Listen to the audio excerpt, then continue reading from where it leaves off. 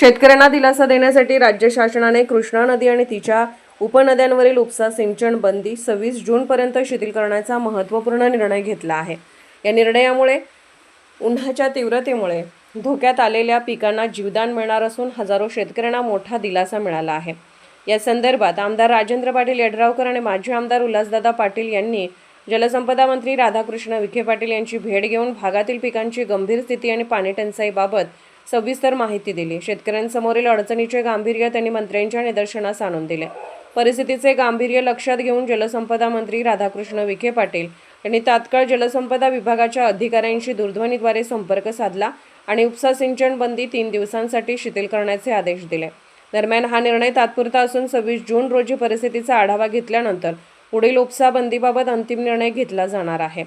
मात्र सध्या तरी या निर्णयामुळे परिसरातील शेतकऱ्यांना मोठा दिलासा मिळाला असून पिकांना आवश्यक पाणी उपलब्ध होण्याचा मार्ग मोकळा झाला आहे। अशाच अपडेट्ससाठी SP न्यूज चॅनलला लाईक करा, शेअर करा आणि सबस्क्राईब करा।